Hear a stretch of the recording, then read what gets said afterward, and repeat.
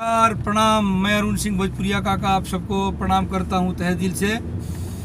और अभी मैं बहुत ही खूबसूरत जगह हिमाचल प्रदेश के धर्मशाला में हूं और यहां से चामुंडा देवी माई का दर्शन करने और चित्रपुंडी माई का दर्शन करने और नैना देवी माई का दर्शन करने के लिए निकला हूं।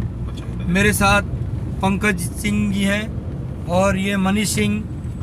हम तीनों लोग घूमने जा रहे हैं और माता जी का दर्शन करने जा रहे हैं। और आप सबके लिए दुआ भी करूंगा, माता रानी से मांगूंगा मैं कि हे माता रानी, हमारे जितने भी अजीज हैं जो मुझे चाहने वाले हैं सबको प्यार दे, आशीर्वाद दे, सबकी मनोकामना पूरी हो, ऐसी मैं माता रानी से दुआ करूंगा।